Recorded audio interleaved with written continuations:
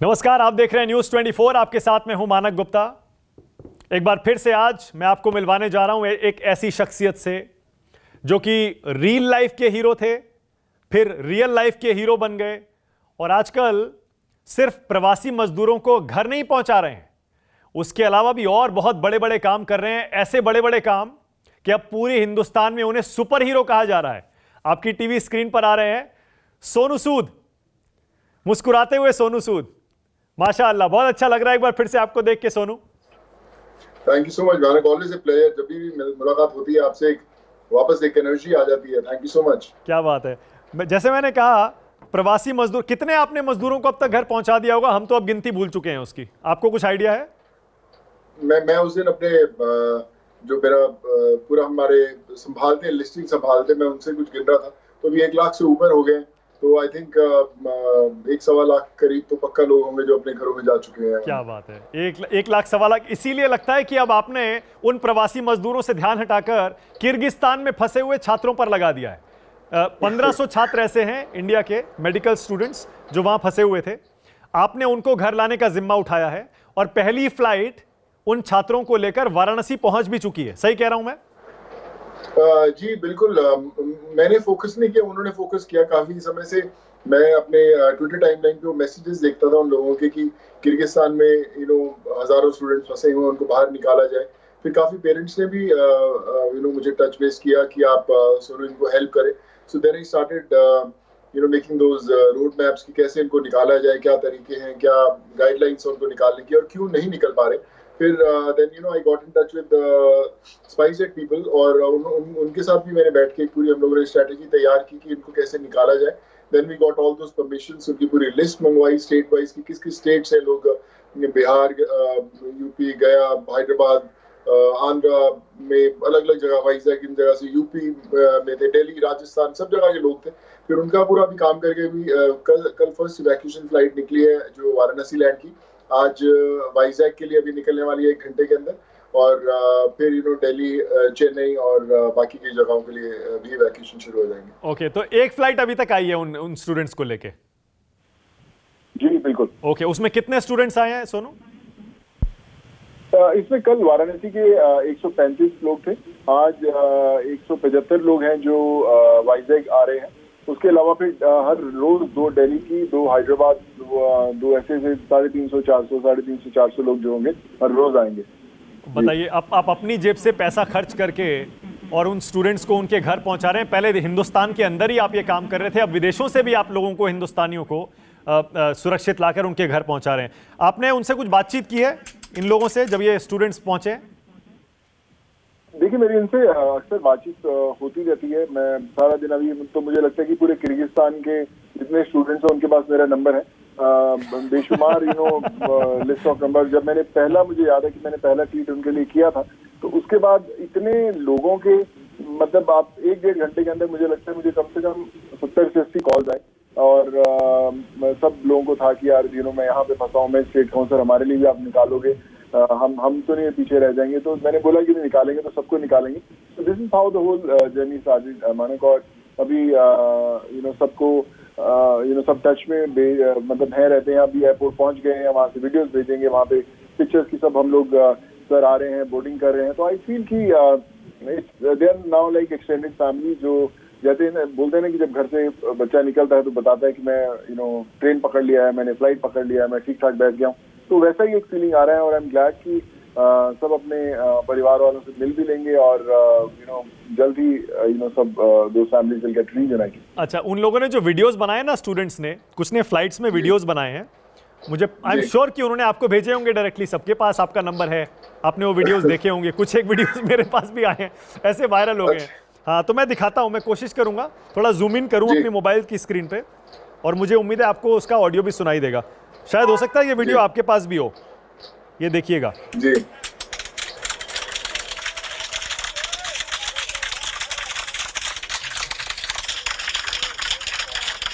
Flight में तालियां बज रही हैं और स्टूडेंट्स बैठे हैं फेस मास्क लगा के, शील्ड लगा के, और उनके हाथों में सोनू सूद के पोस्टर हैं। एक वीडियो तो ये है, तालियां बज रही हैं। कमाल का एक्सपीरियंस है। थोड़ा सा एम्बैरेसिंग भी लगता है और फिर अच्छा भी लगता है कि शायद कुछ लाइफ में अच्छा किया कि इन लोगों से मैं जुड़ पाया और इन लोगों को घर हाँ। पे ला पाया। तो अच्छा, दूसरा वीडियो मुझे भी याद है दिखाता हूँ, कि मुझे जी पता है सॉरी आपके पास जी होगा, जी ये दूसरा भी देखिएगा, एक छोटा सा वीडियो है। अगर आप नहीं होते तो पिछले 4 मंथ से हम लोग यहाँ फंसे हुए थे। तो thank you so much for Sonu sir and SpiceJet and we all love you a lot. Okay, 4 महीने से फंसे हुए थे ये स्टूडेंट्स, बताइए। कह रहे हैं आप नहीं होते तो हम घर कैसे पहुंचते। ऐसी स्टोरीज आपको भी कुछ सुनने को मिली है क्या इन स्टूडेंट्स की, कि फंसे हुए थे, कैसे जिंदगी काट रहे थे, कैसे तड़प बहुत रहे थे घर आने के लिए?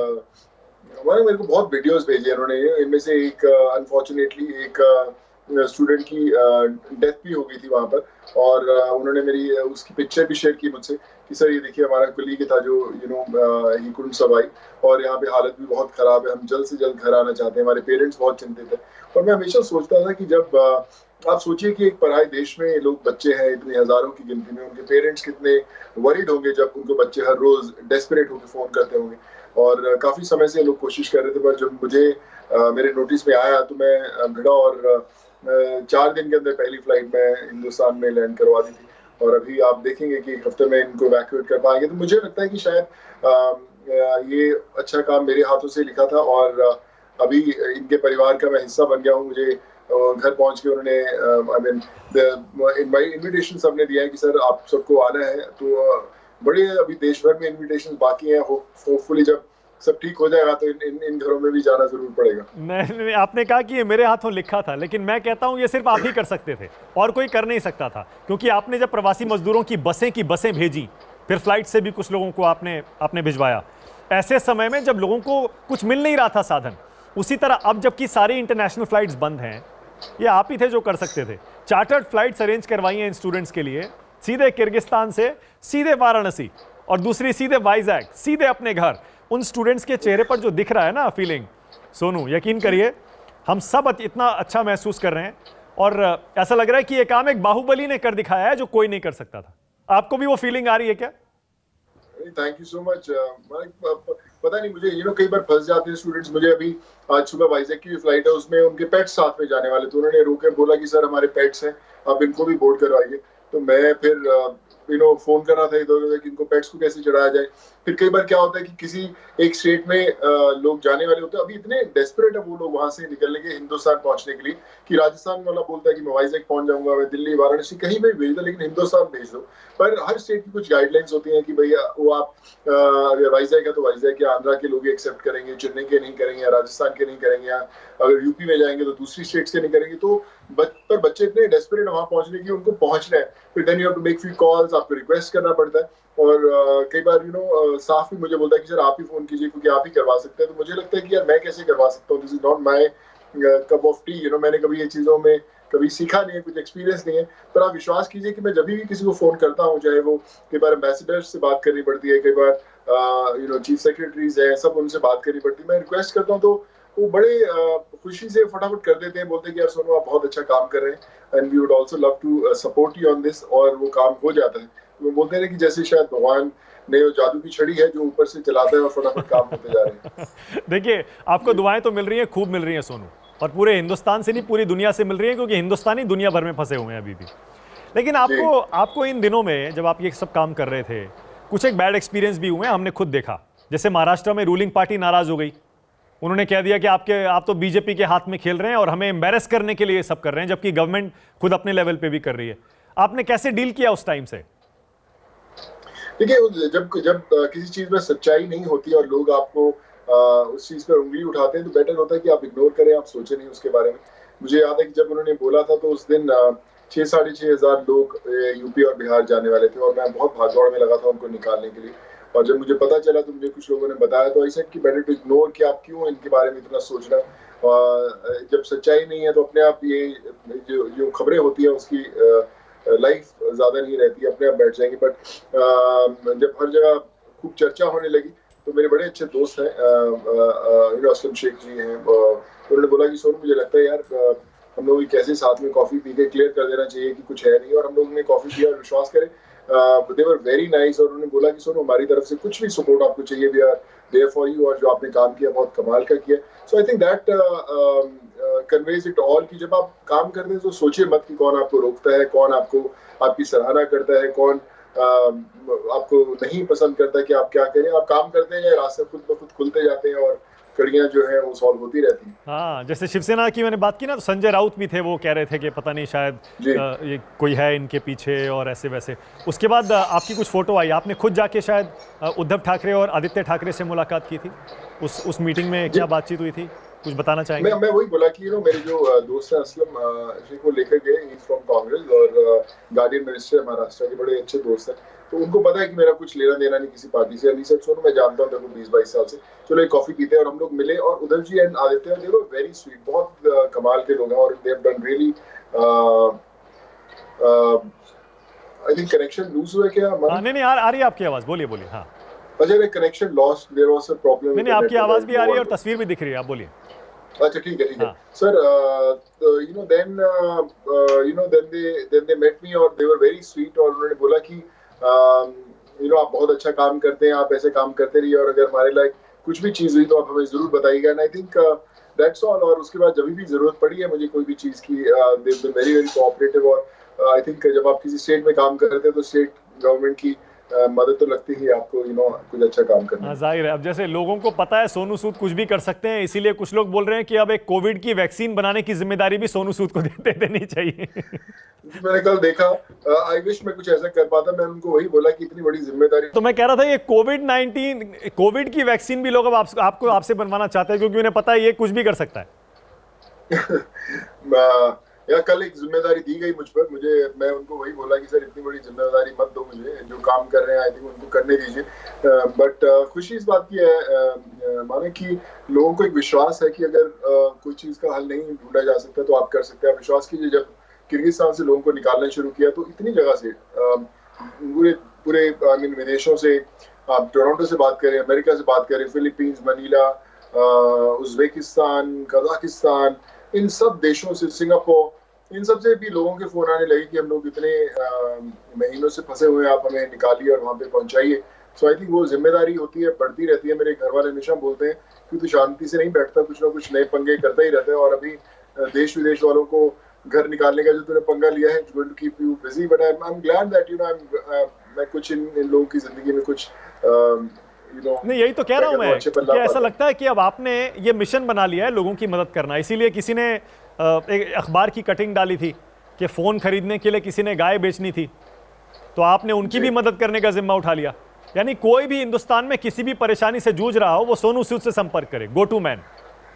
सर ये बड़ा मुश्किल काम भी। आप सोचिए कि जब मुझे याद है कि कई लोगों ने कुछ अलग अलग, मैं आज भी सुबह कुछ केसेस देख रहा था, तो कुछ लोगों ने कई लोगों को गुहार लगाई, नहीं हुआ, तो फिर उन्होंने मुझे बोला कि अभी कहीं नहीं हुआ तो यहीं हो सकता है। जब आप वो मैसेज पढ़ते हैं तो आपको लगता है यार बहुत बड़ी जिम्मेदारी डाल दी, अभी करना पड़ेगा, ये तो कैसे करें।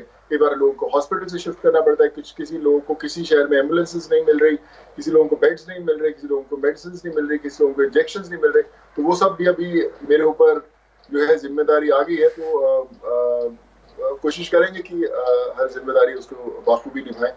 अब देखिए, जैसे एक फोटो तस्वीर जो है वो इंटरनेट पर वायरल है, जिसमें एक शख्स ने आपके नाम की वेल्डिंग शॉप खोल दी है, सोनू सूद वेल्डिंग वर्कशॉप, ये भी देख रहा था मैं। तो आप देख रहे हैं कितना प्यार मिल रहा है आपको। तो अगला स्टेज आपने कुछ सोचा है? पहले एक एक्टर के तौर पे प्यार मिला, अब जो ये आप अच्छा सामाजिक काम कर रहे हैं इसके तौर पे इतना प्यार मिल रहा है, आगे क्या करेंगे? कुछ सोचा है इसके बारे में? इस प्यार को कुछ चैनलाइज करेंगे?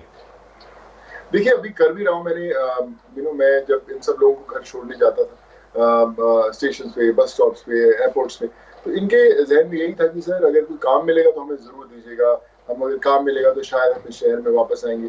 तो सबका एक सवाल था, 10 में से 9 लोग यही बोलते थे। तो मैंने उन लोगों के लिए काम करना शुरू किया। मैं खुद एक इंजीनियर हूँ, मैंने अपने जितने IT के दोस्त हैं और बहुत सारे कॉर्पोरेट्स हैं, सब लोगों से टच बेस करना शुरू किया, और 2-2.5 महीने मैंने उसमें बहुत काम किया। और आज जब हम बात कर रहे हैं तो मैंने कल एक प्लेटफॉर्म था जो it's free of cost for everyone, कि प्रवासी रोजगार, जिसमें हर एक इंसान जो है देश भर का वो जुड़ सकता है। मेरे पास लाखों लोगों के तो खुद फोन नंबर्स हैं, उनके एड्रेसेस, डिटेल्स हैं, जिनको काम चाहिए या जो लोग जिनको घर भेजा, कि वो लोग सब उस पर जुड़े, जहाँ पे एम्प्लॉयर्स और एम्प्लॉयज होंगे। मैं उनको जॉब के लिए मैपिंग कर दूंगा कि अगर आप माना कहीं गुड़गांव में है, दिल्ली में है, उनको इस तरह का कोई आदमी चाहिए, तो मैं उसको उत्तराखंड, बिहार, उड़ीसा, जहाँ से भी वो उसके लिए मैच करता होगा तो मैं उनको मिला के आई मेक देम मीट।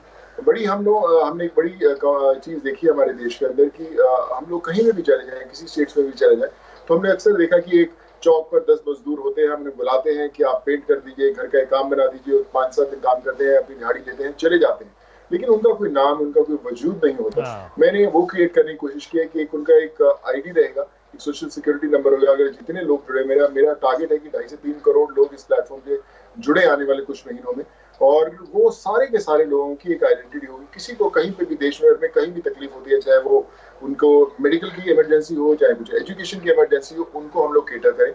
मैंने टाइप्स किया बहुत सारी गवर्नमेंट ऑर्गेनाइजेशन जो करती हैं थ्रू एनजीओ से, सबके साथ, कि मैं इन लोगों को स्किल सिखा सके। अगर किसी को 3 करोड़ 3 करोड़ बहुत बड़ा नंबर होता है। 3 करोड़ लोगों को आप सोच रहे हैं कि स्किल्स दें, नौकरी दिलवाएं।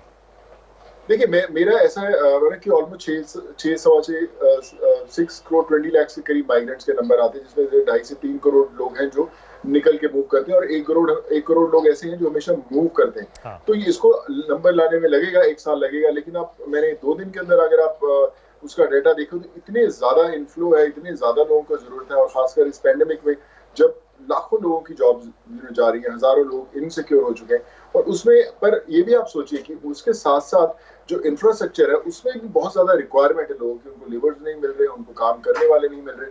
तो मेरी इच्छा है कि इन दोनों को जोड़ें, और जब आप ये रिजल्ट्स में तब्दील होना शुरू होगा तब आप देखेंगे कि किस तरह इन नंबर्स में इजाफा होगा। उनको पता चलेगा कि एक प्लेटफॉर्म पर काम मिल सकता है, उस प्लेटफॉर्म पर काम सीखा जा सकता है। हाँ। तो वही आइडिया है। जैसे माने बहुत सारे लोग जा रहे थे, लेकिन उन्हें एक टाइम पे विश्वास हुआ कि अगर हम सोनू सूद को कांटेक्ट करेंगे तो हम सेफली हमें घर पे पहुंच जाएंगे। तो वही विश्वास इस प्रवासी रोजगार का भी है कि हम जुड़ेंगे तो कहीं ना कहीं नौकरी का जो नंबर है वो लग ही जाएगा। जाहिर के लिए मेहनत कर रहे हैं। नहीं, और यकीन है आप करेंगे तो कुछ ना कुछ कर ही देंगे उसमें क्योंकि जब आप करने की ठानते हैं, आप दिल से करते हैं, और आप फिर लग जाते हैं तो लग ही जाते हैं। 2 सवाल और है मेरे। एक सवाल ये, आप किताब भी लिख रहे हैं, आपका जो एक्सपीरियंस रहा है पिछले 3-4-5 महीने का, उस पर आप किताब लिख रहे हैं, और आपने ये कहा भी है कि लाइफ चेंजिंग एक्सपीरियंस आपका रहा है ये। तो किताब में जाहिर है हमें पढ़ने को मिल जाएगा क्या क्या हुआ, कैसे आपके मन में ख्याल आया, और आपने क्या क्या किया। मैं आपसे आगे के बारे में फिर से पूछ रहा हूँ, कुछ आपने सोचा है? मान लीजिए चलिए रोजगार भी हो गया, ठीक है, उसके बाद कुछ आगे सोचा है आपने कि आगे एक बड़ा एनजीओ ऐसा खड़ा करें जिससे लोगों की मदद करें, या पॉलिटिक्स में जाके, क्योंकि चेंज लाने के लिए आपको ये जिम्मेदारी अपने कंधों पे या तो पॉलिटिक्स में जाके लेनी पड़ती है, या फिर आप सोशल वर्क में उतर जाते हैं पूरी तरह से? मैंने अपने मदर के नाम पे एक ट्रस्ट खोला था, प्रोफेसर सरोज सूद ट्रस्ट। वो एजुकेशन में थी, प्रोफेसर थी, तो मैं आज तक जितना भी उस पर काम थोड़ा बहुत करता रहा पंजाब के अंदर, तो वो उन्हीं जो भी कुछ कमाते थे उसी के अंदर मैं खुद डालता था। मैं पब्लिक प्लेटफॉर्म पे कभी नहीं गया फंडिंग के लिए। अभी मैंने एक द सूद फाउंडेशन, जब इतने लोगों का आना शुरू हुआ तो मैंने एक सूद फाउंडेशन भी बनाया है जो अभी एक्टिव हो जाएगा 5 से 7 दिन के अंदर। तो आइडिया यही है कि ये जो हमने मशाल थामी है लोगों को हेल्प करने की, ये चलती रहे। ये क्योंकि लोगों का जैसे जैसे लोगों को काम मिलता रहेगा या उनके जो मुश्किलें हैं आसान होती जाएंगी, लोगों के नंबर्स बढ़ते जाएंगे। मुझे बड़े एनजीओ ने बोला कि सुनो, आपके पास इतने लोग आएंगे कि आप थक जाएंगे। आज मेरे घर के बाहर भी लोग हर रोज नीचे आते हैं शाम को कि हमें ये प्रॉब्लम्स है, हमें मेडिकल प्रॉब्लम है, वहाँ ऑपरेशन करवाना है। तो मैं ये सोचता हूँ कि जब ये जो विश्वास लोगों का बना है इसको टूटने नहीं देना, इसको आगे बढ़ाना है। तो मैंने ऑलरेडी उस पर काम कर रहा हूँ, और ये तो पॉलिटिक्स में आने से क्या ये विश्वास टूट जाएगा, आपको ऐसा लगता है क्या? टूटेगा नहीं। देखिए, बहुत अच्छा जरूर है, लेकिन मुझे पता नहीं कि मैं अभी उसके लिए तैयार हूँ भी कि नहीं, क्योंकि एज एन एक्टर अभी जिंदगी में बहुत कुछ करना बाकी है। मैं बहुत सारी फिल्में कर रहा हूँ और भी करनी है।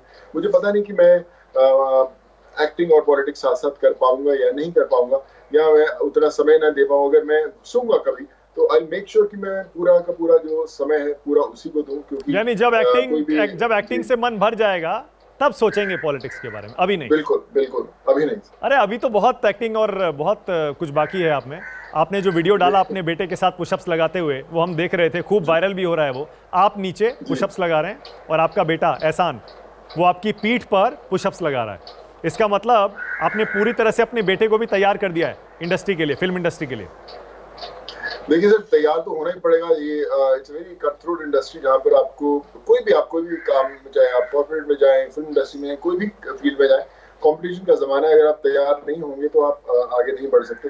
वो देखता रहता है, जो ईशान है मुझे देखता रहता है, मेहनत करते हुए मैं लगा रहता हूँ। तो आई थिंक कहीं ना कहीं उसके अंदर भी वो ड्राइव जरूर है कि मेहनत से ही सपने पूरे हो सकते हैं। तो वो भी बड़ा रेगुलरली वर्कआउट करता है, बट अभी बहुत छोटा है, अभी उसको पढ़ाई बहुत करनी है। तो लेट्स सी कि उसका आने वाले समय में जो उसका जो फोकस है वो किस तरफ जाता है। But I am always there to guide him. ठीक है, लेकिन 24 घंटे में आप टाइम कैसे निकाल लेते हैं फिटनेस के लिए भी? एक्टिंग भी कर लेंगे, सारे असाइनमेंट्स भी कर लेंगे, सोशल वर्क भी कर लेंगे, लोगों को घर भी भेज देंगे, उनको रोजगार भी दे देंगे, और फिर फिटनेस भी कर लेंगे। मेरे लाइफ के अंदर पहले वो 10 दिन थे जब मैं वर्कआउट नहीं कर पाया, जब मैं माइग्रेन्स की इतनी ज्यादा मूवमेंट हो गई थी, हजारों की गिनती में रोज भेज रहे थे। वो पहले 10 दिन थे लाइफ के जब मैं वर्कआउट नहीं कर पाया। मेरे घर वाले भी वही बोलते थे कि तू पहली दफा है कि वर्कआउट नहीं कर पाया, क्योंकि समय नहीं मिलता था। सारी सारी रात जाकर उनसे टच में रहते थे, सुबह उठाते थे, भेजते थे ट्रेनों से, बसेस से। सो आई वुड से कि जब आप बहुत सारी चीजें अपने ऊपर ले लेते हैं तो आपके अंदर एक अंदरूनी शक्ति भी बढ़ जाती है। चाहे आप ना भी सोए फिर भी आप फ्रेश लगते हैं, फिर भी आप बड़े बड़े प्रोजेक्ट्स को आगे बढ़ाने में अपनी जान लड़ा देते हैं। तो वही अभी आई थिंक एक जुनून है, एक रश है, जिसको मैं कहूँगा कि मुझे थकने नहीं देता और ये सब काम करवा पाता है। ना ही फोर्ट की ये जो जुनून है बरकरार है। बिल्कुल रहेगा। और कुछ एक्टिंग में कुछ ऐसी अधूरी इच्छा है आपकी क्या, जो आपको पूरा करना है? जैसे आपने कहा कि अभी भाई एक्टिंग पर ध्यान दूंगा, बाद में पॉलिटिक्स या बाकी चीज़ों के बारे में सोचूंगा। इतनी बड़ी बड़ी फिल्में आप कर चुके हैं, विलेन भी कर लिया, हीरो भी कर लिया, सपोर्टिंग रोल भी कर लिया, सब कर लिया। कुछ बाकी है ऐसी इच्छा कि नहीं पहले अभी एक्टिंग में ये और करना है? पता नहीं, मैं हमेशा जब आया था तो मुझे बड़े सुपर हीरोज के रोल करने में बड़ा लगता था कि सुपर हीरो जैसी फिल्म करनी चाहिए। बट मैं ये कहूँगा जो किरदार मैं अभी निभा रहा हूँ रियल लाइफ में, तो मुझे नहीं लगता कि उससे बेहतर किरदार मैंने लाइफ में कभी किया होगा। क्या और बात मैं है? कभी कर पाऊंगा। तो इसी पर एक फिल्म बनवा दें। चलिए सर, शुरू कर देते हैं। मानी जी आप आइए, साथ में कुछ कर डालते हैं हम लोग। तो अच्छा मान लीजिए अगर आपके ऊपर कोई बायोपिक बनती है तो आप खुद उसे प्ले करना चाहेंगे या चाहेंगे कोई और एक्टर जो आपको पसंद हो कि वो मेरा रोल करे? मैं डेफिनेटली खुद ही करूंगा सर, क्योंकि मैंने ग्राउंड लेवल पे बहुत काम किया और जब भी बनेंगी तो खुद ही आना पड़ेगा आगे, तो ही पता चलेगा कि एक्चुअली ग्राउंड लेवल पे महसूस कैसा होता था। ओके, अब मांग हो रही है कि सोनू सूद को भारत रत्न दे देना चाहिए। कैसा लगता है ये सुन के? बहुत बड़ा अच्छा लगता है। मुझे लगता है जब मांग हो जाती है तो भी ऐसा लगता है कि मिल गया है। जब लोग सोच लेते हैं कि आप उस लायक हो तो मुझे लगता है वो आपका सबसे बड़ा अवार्ड होता है। और आई थिंक मेरा अवार्ड मैं हर रोज लेता हूँ जब लोगों के चेहरे पे वो खुशी और स्माइल देखता हूँ। क्या वो बात है, भारत रत्न हर रोज मिलते हैं मुझे। क्या बात है। सोनू, बहुत मजा आया एक बार फिर से आपसे बातचीत करके, और मुझे यकीन है आपसे बात करके, आपका मुस्कुराता हुआ चेहरा देख के, आपकी अच्छी पॉजिटिव बातें सुन के चेहरे पर मुस्कान भी आती है। मेरे दर्शकों के भी चेहरे पर मुस्कान आई होगी, पॉजिटिविटी से वो भी भर गए होंगे। और सबसे बड़ी बात, सीना चौड़ा हो जाता है आपको देखकर और आपकी बातें सुनकर और आपके काम देखकर कि हमारे बीच एक ऐसा सुपरस्टार भी है जो सही मायनों में सुपरस्टार है। सिर्फ रियल लाइफ में नहीं, रियल लाइफ में भी इतना सेल्फलेसली वो एक्ट करता है। जब वो सेट पर नहीं होता है तब आम लोगों के बारे में इतना सोच रहा है, और उसको रिटर्न में उसके एवज में कुछ चाहिए नहीं। तो अपने करोड़ों दर्शकों की तरफ से सोनू सूद, आपको बहुत बहुत दुआएं और बहुत बहुत धन्यवाद इस इंटरव्यू के लिए। Thank you so much. Thank you so much Manik भाई, thank you so much man, God bless. Thank you, good luck.